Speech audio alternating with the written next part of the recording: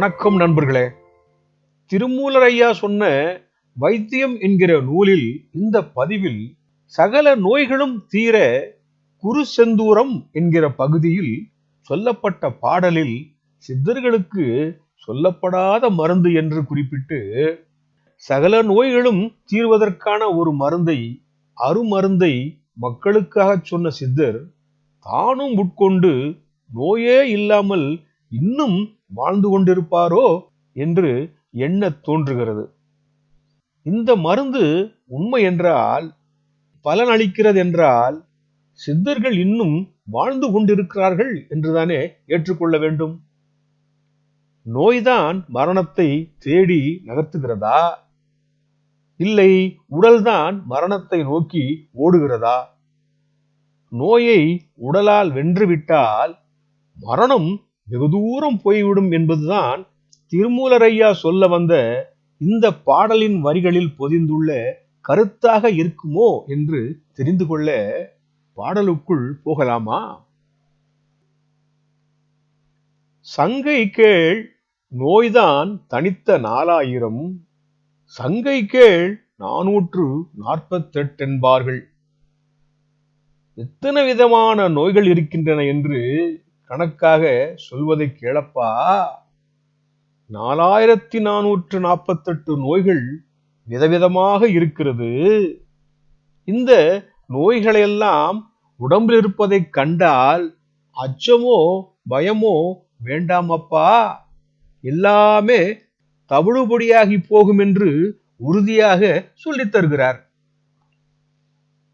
பொடியா நோய் போக புகன்றிட்டார் என்னந்தி, மடிவான சூதம் மகத்தான தங்கமும்.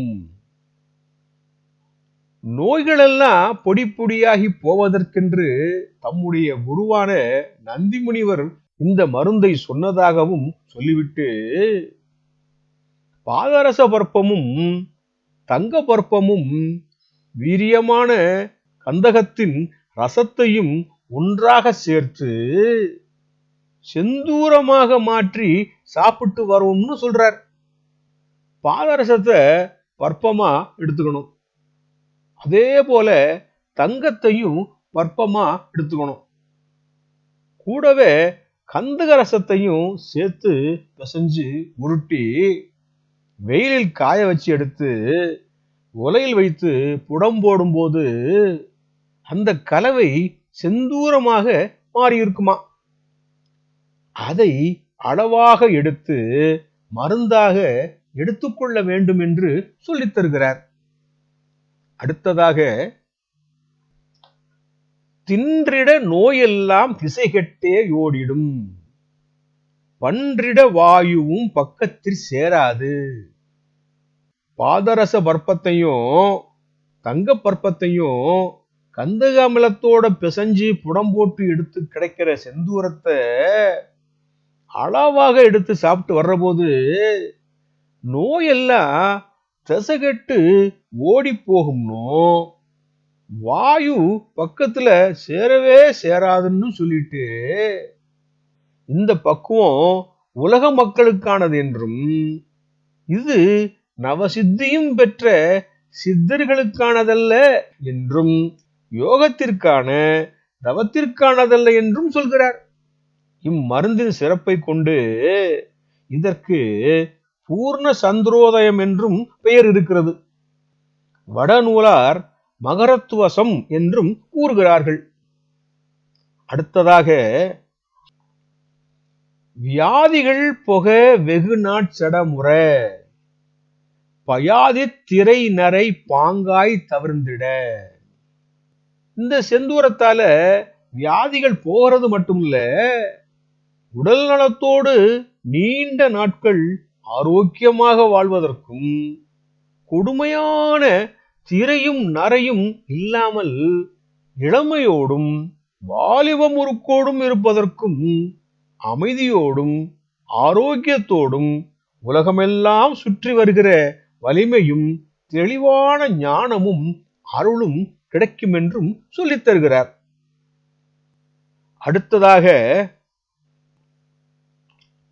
அஞ்சியுளத்தி அழியாமல் காயந்தான் மிஞ்சியே கற்பம் விளம்பினோம் கண்டதை.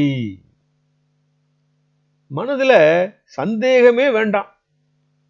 உடம்பில எந்தவித நோய்களும் இல்லாமல், உடலில் எந்தவித தீங்கும் இல்லாமல் இந்த குரு செந்தூரத்தை உண்டு வந்தவர்களை, வாழ்கின்றவர்களை கேட்டும் கண்டதையும் இங்கே சொல்லியிருப்பதாகவும், இந்த மருந்தை விட சிறந்த மருந்தில்லை என்று, இந்த மருந்தே தஞ்சம் என்று உண்டு வருகின்ற மக்களுக்கு மரண பயமே இல்லாது வாழ்வார்கள் என்ற நம்பிக்கையையும் உறுதியையும் திருமூலர் ஐயா தருகிறார்.